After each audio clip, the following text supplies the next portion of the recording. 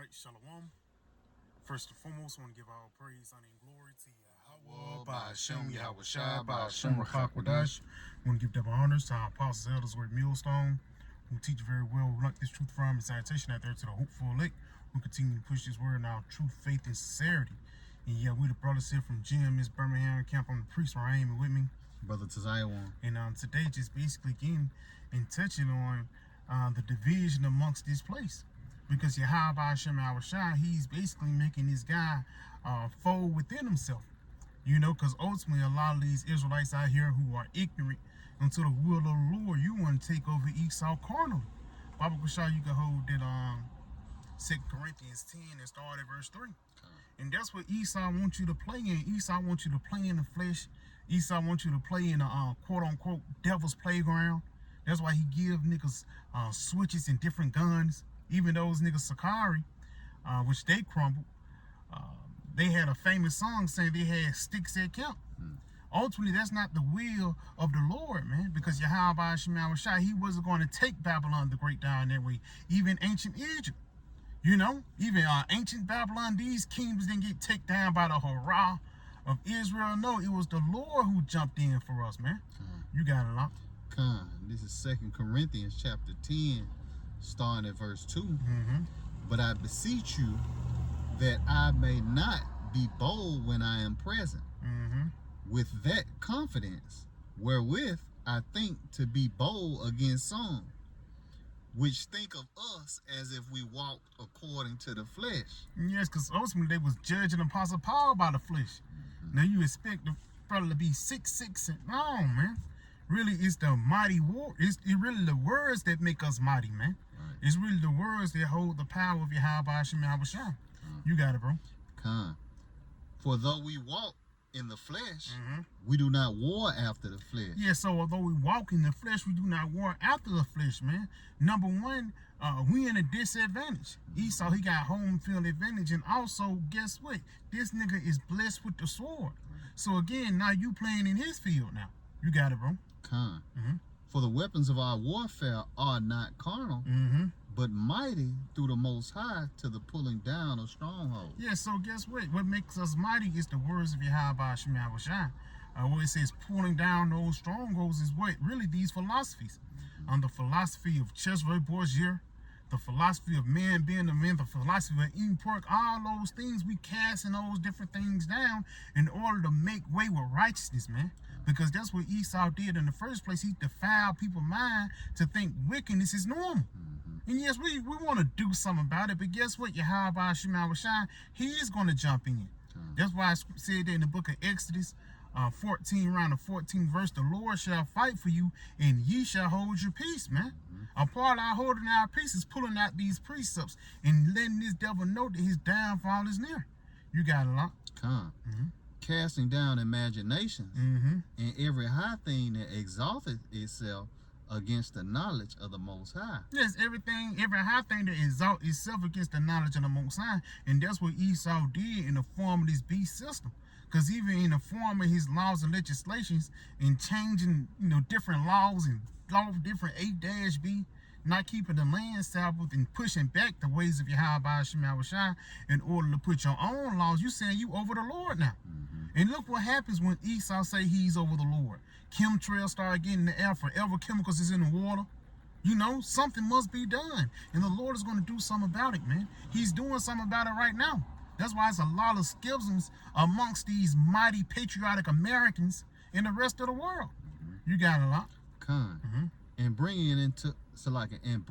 into captivity every thought to the obedience of Hamashiach. So bringing into captivity to every thought of Yahweh Shemai Shai is really this truth, man. This understanding, because even whether you believe it or not, or whether you people want to or not, it's going to be a day when everybody's going to reverence Yahweh Shai. And the reason why they don't want to reverence Yahweh Shai now, because they don't know him. Like Friday, that's why you saying that. You don't know Baby D. The reason why people are acting this way and saying these different things, because they don't know about Yahweh Shai. And if you did, you will move with fear to get on his good side. Because the things that Yahweh Shemai Shai bringing is something like never before. Why? Because this is the most wickedest kingdom that we ever been in, man. And even though people want to be distracted with the polls and the Democrats and the Republicans. Niggas say, yeah, we're going to have to put Trump out there and we're going to put Michelle Obama in there. These different thoughts and mindsets is ass backwards, man. The only solution is that this kingdom got to be thrown down in order for Yahweh Shema Shah to raise up righteousness. You know? You got something, bro? If I may, because you said that these people don't know the Lord. This is Jeremiah chapter 4, verse 22. For my people is foolish. They have not known me. And if I may, just add on to you guys being foolish, you niggas is wrapped up with politics. Right. You know, it was an advocate around 2020 called Niggas for Trump. Not knowing that you're foolishly following somebody that hates you, man. You got it, bro. They are sottish children. Yeah, you stupid, man. Come on. And they have none understanding. They are wise to do evil, but to do good they have no knowledge. That's why it says they are wise to do evil, because you know not Yahweh Shai. That's why it says to do good you have no knowledge. You don't know about the things that's pleasing to the Lord because you're so wrapped up about the things that's really just pleasing to the flesh. Just going back, we walk after the spirit and not after the flesh, man. And that's what Esau wants you to cater to, the fleshly desires, these fleshly comforts, which only lasts a minute. You know what I'm saying? You hungry, a couple hours later, you're going to be hungry again. You got some box, you know, a couple hours later, you're going to want some box again, man. The flesh is never satisfied. And that's what Esau wants you to put your time and money into. You know, and again, just going back into these niggas for Trump, who's so stupid and sottish, you thinking vote somebody in every 4 years is going to change things, not knowing that that wicked system is still intact. You know? You got something else? Baba Ghoshai, get Revelations 13 and start at verse 11. Because again, it's not like Michelle up in there. She gon' nigga said the same thing with Obama. When Obama getting the change gonna come, and this nigga put the whole damn country into a recession. And it wasn't Obama himself. No, this nigga inherited the debt and the downfall that this place been was supposed to get, man. You know, this place been hanging on in there since forever. But again, these people are so stupid and ignorant. And to what the truth is, they don't realize that Yahweh Shema Shai is crashing this system down. You got it, bro. This is Revelation chapter 13 and verse 11. And I beheld another beast coming up out of the earth. And he had 2 horns like a lamb, and he spake as a dragon. Right now, it says he had 2 horns like a lamb and spake as a dragon. Now that lamb, those 2 horns basically represents those 2 different party systems. You know, it was the Republicans and the Democrats. In the ancient world, it was the plebeians and the patricians. The patricians was the Republicans, and the plebeians was the Democrats, man. But it says what? They was a part of one lamb. So even though it's 2 horns, they still a part of that same system. So next year we can have somebody as a Democrat in there, nothing gonna change. They still gonna do the bidding of the elites.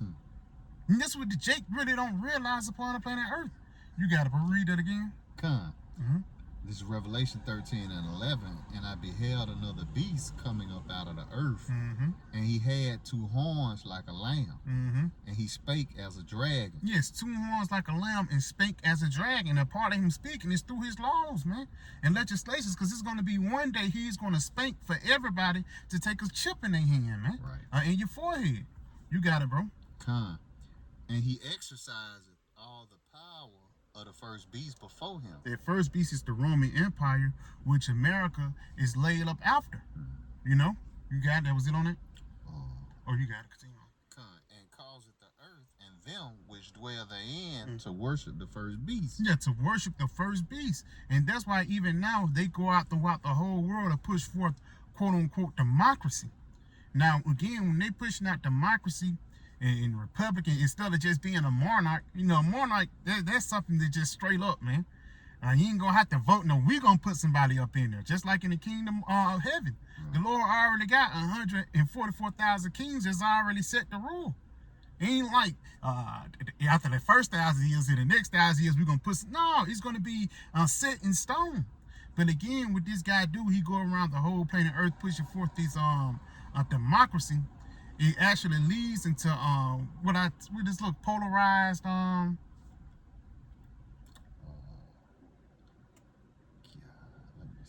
Damn, I forgot how it go. But when you basically go into it, it's basically you send democracy throughout the whole world, so the rich can keep getting rich.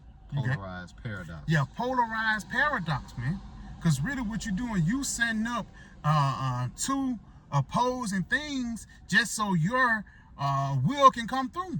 That's what polarized paradox is. Because again, they go out throughout the whole world pushing forth democracy and republic.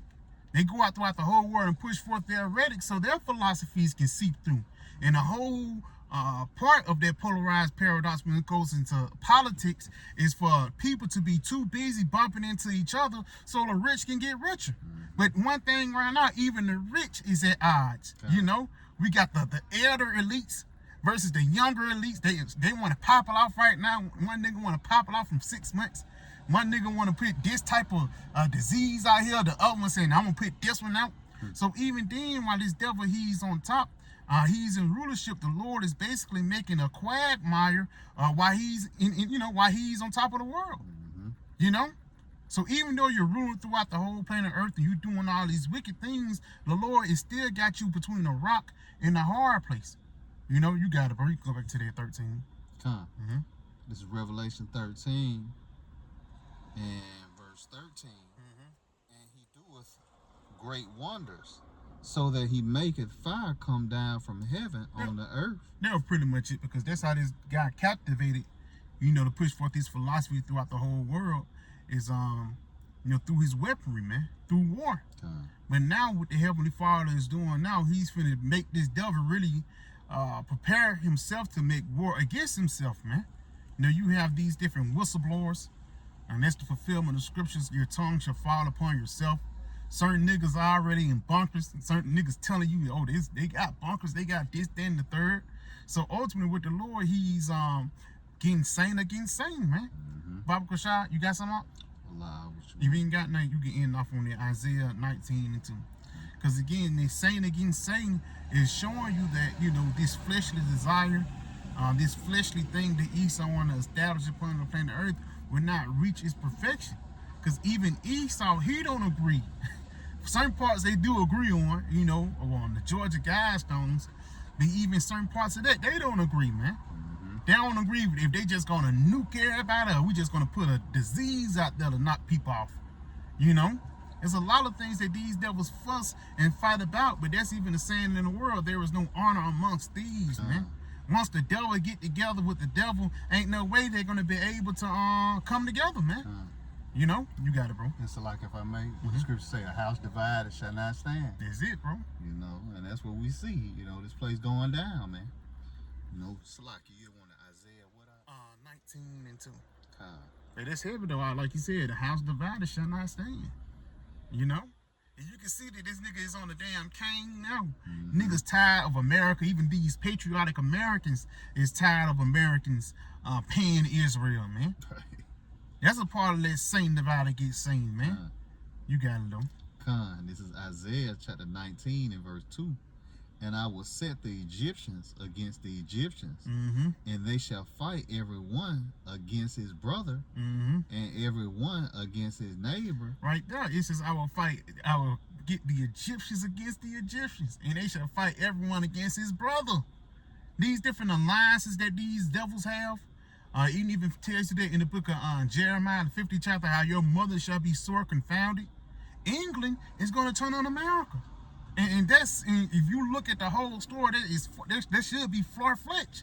But as you look at, as the upcoming years pass, niggas had Brexit, Britain separated from the EU. These different things that set up for prophecy to come to pass, man. You got it all. You can read it again from the top. This is Isaiah 19 and 2. And I will set the Egyptians against the Egyptians, and they shall fight every one against his brother, and every one against his neighbor, city against city, and kingdom against kingdom. And kingdom against kingdom, because even you can say, what about Russia? You know, Russia got the Russian icons and the Russian Orthodox Church. You know, recently they just banned Satanism.